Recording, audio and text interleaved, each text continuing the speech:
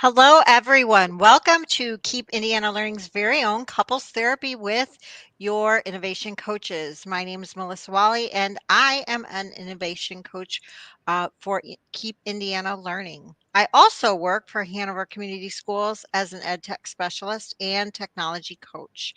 I have been an educator for 25 years, and I moved to the ed tech space about 8 years ago. Amazing. Hi, everyone. My name is Amy Stevens. I am coming live from East Central Indiana, just a little south of Newcastle and Strawn. That's where I'm the PLTW teacher for grades K through 5, as well as a technology integration specialist for my staff.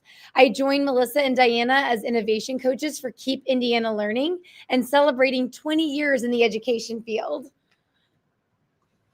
Man, 20 years, 25 years. Melissa, I'm right there with you, 25 years in education.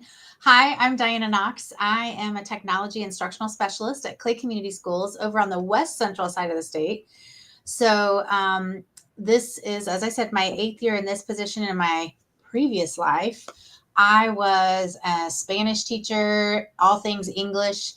But I've always kind of loved technology and what it can do for education. So now I really am focusing on the instruction part with the technology. So I love that. I'm an innovation coach with Keep Indiana Learning. And one thing I have learned, especially about this time of year, is that I get by with a little help from my friends. Isn't that the truth? So, we are excited to be here today for a really fun episode that we like to call Do As I Say, Not As I Do 10 Simple Ways to Tie Up the School Year. Because here we are, it always feels like the year chugs along and then it comes to this end that's like coming at us fast and furious. So, we want to tie it up as smooth as possible. And it's so easy to say and it's so easy to think and maybe not so easy to do. So let's be honest, wrapping up the school year is already a challenge. You have all of these things, no matter what your position is. And then you add in the pressure of thinking about preparing for next year because that's always on our mind. I said it this morning to one of our staff members. I said, we only have this many days and I can't wait till summer, but thinking about the beginning of the year and I had to stop myself. Like, I'm not going to think about that. Let's just enjoy the summer. But isn't that already on our minds? Well, I'm already scheduling things for next fall. And, Yeah. it's just the reality of kind of the way things are. But today I was like, oh, July. Oh, it fits on the 3-month calendar view. July fits there. Yeah. Yeah. Yeah. It's almost scary. Yeah. And it's like it feels like we're just juggling this paperwork and end of year celebrations and planning for next year because pretty soon the people we need to talk to either won't be around or will be out of the building or however that works. And then we have this pure exhaustion. So all of that preparation does pay off when August rolls around. So that's kind of what I try to keep in my mind, that no matter what I can do ahead of time, I'll be so happy about it in August. And so today we are going to share 10 practical and totally relatable ways to finish strong, plan ahead, and maybe even laugh a little along the way. I love it. I love it. So, okay, to start off with a little chuckle, do as I say, not as I do. Calmly exist, float through the end of the school year when you're being told, oh, I'm going to teach a new grade level next year. Okay. I need to make sure that I change or move classrooms. Not a problem. I have to pivot the lesson that I have planned 3 different times and include parents in my end of year celebration. You got it. If that could be our attitude that I say we all should have when moments of just sheer, just occur, then I would probably be lying if I told you that I did really calmly float through. I don't. It does make me a little uneasy when the month of May happens and all these things start to happen along with it. But with that said, I found strategies to be able to exhale and enjoy those last final few moments with those tiny humans that get to call you teacher. Maybe it's a little bit of journaling. Maybe it's finding that counterpart like you found me. Well, I found virtually here with Diana and Melissa, but then in person. Maybe it's scheduling a phone call or a focus, a little tool on your device. Whatever it might be, find that joy and do your best as you finish up the year. I I love like it. that. I think that's the one thing you think about is that you can get so lost in the chaos and the stress that we forget to focus on those positives, and that impacts everything. So, my first do as I say, not as I do, because these are things that I know I should be doing, but let's face it, sometimes I just don't. So, mine is focusing on kind of like organizing and filing. Yeah, I love technology and I have a lot of digital files and all these spaces, but I still have a fair amount of physical paperwork that I have to keep track of, and I don't know about you, but at this point in the school year, my desk looks like a confetti bomb exploded because it's just kind of come in hard and fast, and I'm organizing 100 different things. And I remember back when I was in the classroom, you've got all of those units and because even though it's that blended world, there are still those tactile things that we give to our students. And I had a nice organization system in the filing cabinet, but that only worked if I remembered to put things back in the filing cabinet. So if you can, I was lucky, I taught secondary, so we had final exam time. So during that final exam time, I would often try to get those papers sorted and ready to go back in the file cabinet then when I had a moment to run over to the file cabinet and wasn't disturbing tests. So I think that is one I can think about. Take a few moments when you get the opportunity, go through those paper stacks or those folders and get them put back in order so that you're ready to tackle the fall semester. And then I think that will help you out, because if not, they're going to just accumulate little paper stack friends as they go. Paper stack friends. Right? I think that that it all multiplies at night. Me too. Yes. Where they like slap the deck of cards and like more appear. I'm imagining the stack of papers on your desk. And Lord have mercy if a stack gets knocked off. Oh, Oh, I don't think I'd be sad if it just got knocked off right into that circular file. Okay, I'll go next. So do as I say, not as I do. Plan ahead for next year's communication. Now, I did this, I did some of this last year, and I loved it. So this is again my goal for this year going into. I did this last year. This is my goal again for going into next year. Sorry, that got a little jumbled in my head. that's okay. Um, so, and depending on your role, you may have responsibilities for communicating with others. I mean, we all have responsibilities for communicating with others, but depending on how that works. So, if you're a classroom teacher, you might send out a parent newsletter. If you're a coach, maybe you send out monthly memos to your teacher. But we all have some form of that. And so, if you start curating your ideas now, and organized by month, then you'll have this year-long plan that is your communication plan, and it kind of grows. And once you get in that habit, then you'll be on the lookout for these ideas and be ready to go. And so, no matter how your organization tool looks, whether it's a Wakelet, a Google Keep, a spreadsheet, something where I mean, we get these newsletters and you think, oh, that's a great idea. I'm going to do that. And then you think, what was that idea I saw? Where was it? Did I delete that? Did I save it? Did I print it? Where is it? Where if you just get in that habit of organizing it on the run, you will have it and you won't have to go hunting. I've started doing it in Wakelet and I'm so grateful when I have it ready to go. Yeah, so that's my plan to do again for next year because it really has saved me and just makes me feel more prepared and not so much like, okay, I need to create a newsletter. What should I put in it? That was going to be my question. I know you love Wakelet and I know you love a good spreadsheet. So I was going to ask how you organized that worked for you. Okay, so as I get them, they go in Wakelet. but then my spreadsheet is here's where my ideas are. So if I have columns for each month, and then I have the idea actually linked there. So my Wakelet is more my broad, but then really diving down is my spreadsheet. So the Wakelet's like the idea board or the inspiration board, and then okay, So good. everything goes in Wakelet, and then I filter out really what I want Yeah, into my spreadsheet. Mhm. nice. I love that you've got that collection. I use when I have an email that I want to become more relevant at a certain time, I either use like a boomerang or I send it to tasks and set the time and date to like come back up like a little reminder across my screen. I've preset or schedule sent emails, calendar reminders that are just for me, the reminder feature. I love that there's a technology theme here because we can leverage those tools to help us Mm-hmm. when we feel like we just need a little sidekick. Mm-hmm. Right. And I've had to stop myself sometimes where I'll get it and I'll think, oh, that's a good idea. I'll add it to Wakelet later. And then I think, why am I thinking that way? Do it right now. Like you'll forget. So I like, Exactly. yeah, Absolutely.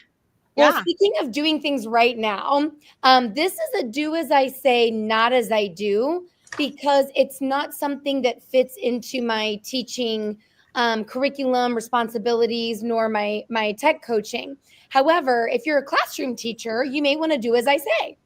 Um, Pre-think, pre-plan, brainstorm, and then start making some copies or start sending things to that copy machine now and not trying to fight people. And I say fight loosely, on those few days that you have left of summer or on those first few days, on those teacher work days. If you have an idea of what maybe do that's in line, or maybe this will be like some good energy, like you're giving yourself a hook to come back for next year, start sending those now so they're ready to go, they're organized, and then you can kind of like that last day that you're in your room before summer, be like, okay, see you when I get back, and it'll be amazing. I love that.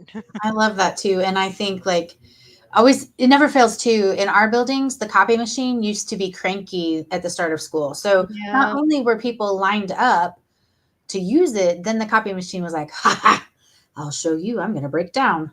Yes. So, okay, I'm sticking with my theme of filing and organizing, only instead of talking about like physical files, I want to talk about your digital spaces. Oh Lord. So, I I have converted everything to a Google Drive, okay? Many years ago, I got frustrated because I kept running out of room on my network drive. And so I dumped everything into Google Drive. But whether you use Google, whether you use Office 365, whether you're in that network drive space, thinking about intentionally organizing things. I have color coded my folders in Google Drive. I've learned, if I put a number at the beginning of the file, then it's up at the top. Emojis even trump numbers. So I kind of use a dual system there. And I try really hard when I create something to either be in that folder so it'll automatically file in that folder, or when I create it, I try to immediately file it where I want it to go. But let's face it, sometimes I'm in a hurry and it didn't happen. So I don't know about you, but I need to Marie Kondo my spaces. I've got 5 million copy ofs from back when I was doing some poor teaching strategies. I've got a lot of unnamed docs, sheets, slides, all those things. So this is one of those things that I have started to do when I need a brain break, when I need to do something that I can feel successful at in that moment. This is something I do at night when I'm watching TV because it's kind of a mindless task and I don't mind. It's not stressful. But I have started trying to make sure I get everything put into a file. I'm really like looking at how I've named my files and then how I'm sorting things. I don't want to have 3 clicks to get to something that I really use a lot. I've been trying to take advantage in Google Drive of the priority spaces and the priority files. But if you spend a little bit of time there when you can find 5 minutes, or like I said, if you just need a brain break, you need a simple mindless task that you still feel like, sometimes if we can just feel like we're accomplishing something that is satisfying, and it can get us through these stressful end of the year days. But then future me doesn't have to worry about, where the heck is that file? What did I name it? What was last year me thinking? So when you use that, like, that search function of like contains this word, and you're like, I'm just going to throw that in there. That's all I got at this point. Yes. Yes. And I was, shared with me yesterday. I was looking for something that I knew had been shared with me. And I knew it was shared with me in a much more, it was folders, like, so like a tiered system of, but a lot of content. And I couldn't get my brain wrapped around what to search for to find the right thing.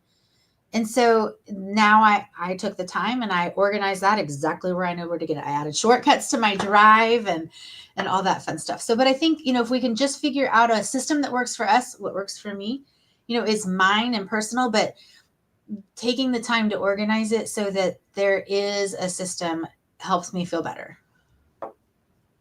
Yeah, I took a look one day to see how many untitled I had. Yeah, mm, it's not pretty. Not Now they pretty at don't all. save though, right? Hmm? If I create one and I don't actually put any content in it, it doesn't actually save in my drive anymore, I don't think. I'm not sure about that. That would be great I if think that's I the think maybe case. they have helped us with that issue and fixed that, but Yeah. Yeah, it's I need to take your advice on that one for sure. I need to take more of my own advice. Do as I say, not as I do. Okay, for the next one, do as I say, not as I do. Let's talk about email. Um, so this one I really am like do as I say, not as I do. I've gotten much better with my work email. My personal email, it's not pretty. Set up your email before you leave for the summer. Create an out of office reply and enable it for the summer months while you're out. And that, that lets people know that you're away and when you'll return and who to contact in your absence. You can always still go back and check it. You can always go back and reply, but at least they're getting that message that if you don't reply, there's a reason why. And you can decide if that message should go to everyone or just those in your domain. So we have that option. And then next is your inbox. And sometimes that in the summer I'll look at it maybe with one eye closed, because I get really overwhelmed when I open it and find hundreds of emails that have accumulated, if not more than that. Um, so don't let that happen to you and control that email inbox with filters because they act as like little invisible assistants who sort your mail for you. And you can create filters based on criteria like important or admin, and that would make sure that those emails stay where you want them to stay. But then you could allow specific emails to skip the inbox and go right to a specific folder like newsletters. If you don't want them to stay there, like filter them a different place. And then you can even choose to delete messages right away or mark them as read. So they're not even in your inbox, which I love. And so why is that helpful? Well, when you come back to school in August, I feel like every little bit of organization helps because we need it. So do it now and you will thank yourself later because setting that up in advance is worth it. that's a great tip. I need to be better about setting some rules in my inbox, because even on a day-to-day basis, I'm starting to get enough emails that I'm struggling to be efficient or feel like I'm answering things. And I was joking with somebody today. We have Outlook email, but I live in two worlds, Outlook and Google. We don't use Google Mail. We use Outlook Mail. I pin messages, and I have so many messages pinned to get to that are timely that I need. I have to scroll to see my inbox. That's embarrassing to admit, but I can't figure out a better system that works for me. So I need to do some things. Oh, so my next do as I say, not as I do. I'm sticking with this like cleanup space. Yeah. But so we are a Canvas district here. I don't know about other LMSs, but I'm guessing like, and I really can't remember how Google Classroom functions, but we, at the beginning of the year, we copy the content from one course into this year's courses. Is that how it works? Like Schoology, Melissa, when you guys do it? It can. Yeah. Okay. And Google Classroom, can you copy things automatically in? Okay. So, at the beginning there, we do that. But as a district, we also have a template of a homepage. So when we do that, then last year's homepage can come over, and then there's this year's stuff. And then I don't know, remember what happened like 5 years ago or so, like that little pandemic thing that happened. And so we were like in survival mode, and we were just churning stuff out. And it might not have been the best work, but yet it still lives in those courses. And so we've changed what we do, we've improved. But every year, if I copy all of the content over, I'm just creating this huge mess. And like in Canvas, after certain amount of files, the course can get bogged down, or I have 17 versions of the homepage. And so we've hit a point, we've been with Canvas long enough that it would be really, really beneficial to both you and your students if you would take a little bit of time and maybe in one of the courses that you're going to use next year, go through and find those duplicates and delete them. Find content that you no longer use or publish and delete it. It still lives in previous courses, so you haven't lost it. It's there. But if you can get one ready so that next year when you import all of that content, you don't use as much file space, the course is going to load quickly, you don't have to filter through as much stuff that can be overwhelming and frustrating for you. Also, in case you forget to click a button here or there, things that were published last year come over published with due dates, and then it looks like, so it just helps you start with a really good, clean foot forward in that digital classroom space that you have on that learning management system. So I think that is a tip that I'm hoping Clay Community Schools teachers, if you're listening, that's what I'm going to push really hard for next year. That's so applicable, excuse me, in so many different, like if you get a new device or a new phone or, if you like start a new email account, like it's so cleansing to just start fresh, like start at zero and then build back in what you need because maybe you followed your previous tip of having things better organized. Mm-hmm. So, beginning of year, middle of year and so forth. Excellent. Or if you change curriculum. Yeah. Then you really need to be selective about what you bring over because a lot of things are going to change. Yes, absolutely. Absolutely. Well, my next, do as I say, not as I do. I say professional development. Take time to develop yourself professionally this summer. What I do is I attend probably like 5 to 10 conferences, sessions, trips, all these things, virtual meetups every summer. So please hear me when I say grow professionally. I just signed up for a 2-hour like virtual webinar with one of the software tools that we use here in my elementary. And I found out when I sent it to some other teachers that they signed up too. So we're going to like get together and like have a little watch party. And I get to travel to Brazil to present at Dianna's conference. And I need to figure out how to get up north to you, Melissa. But that's my cup of tea. That's how I do things. And so when other teachers watch me do my summers, there's a lot of like, I don't know how you do that. I could never do that. And I'm like, whoa, no. That's how I fill my cup. Mm-hmm. So develop yourself professionally according to you. What do you need to start in August? And if it's a 2-hour session as a watch party with some co-teachers, go for it. If it's attending a conference and driving to a city where you don't know anyone, or maybe friends that you only get to see a few times a year, do it. And if it's, a space where you have a lot of time to do a lot, then go for it. And if you don't, it's okay. So do as I say, develop professionally, not necessarily as I do. A lot during the summer. And that's a me thing. That's very well said. Yes. Very well Yes. said. Well, Yeah. thank you. Yeah. I sent out the PD list for the summer, Indiana, and I had a new teacher email me. She was like, "Are you going to be at all of these?" I was No, like, "Oh my gosh, no. no. I'm so sorry for the misconception." I'm like, "I just happen to know maybe one or two people that will be at each one Mhm. presenting, and I could say something wonderful about why maybe you should take the time away from your summer schedule to fill your cup." And she was like, "Oh, thank goodness." She was like, "I was about ready to say." And even like that professional learning for the summer, it could be a group of teachers getting together around the pool to brainstorm Yeah. ideas of things that they want.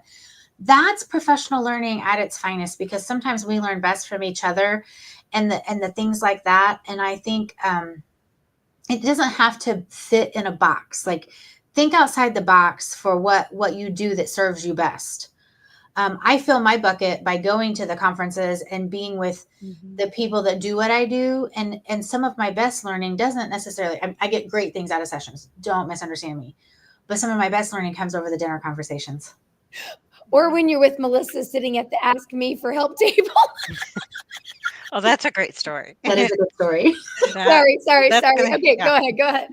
Okay, do as I say, not as I do. Okay, before you power down for summer and actually check out, take a few intentional moments or do it like within the last week or so gradually and do a visual walkthrough of your classroom, and not just with a teacher's eye but like try to think about the maintenance eye and the tech lens, because every school has their own procedures to follow and how this all works. But here are some suggestions. So evaluate your physical space and look around your room as if you're seeing it for the first time. Are there broken chairs, desks? Are there loose ceiling tiles, cracked tiles, leaky windows? Is there a light that needs repair?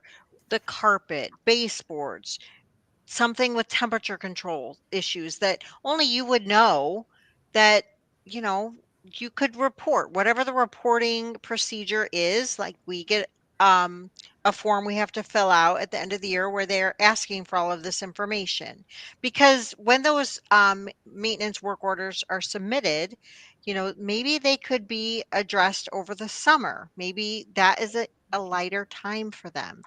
Facilities teams might be much more available in June and July than they are during the back to school rush. It might be, like the copier. And then assess your classroom technology, the things that you use. Check your student devices, your teacher devices. If you know some of your Chromebooks need repair, it's a good time to let the tech department know.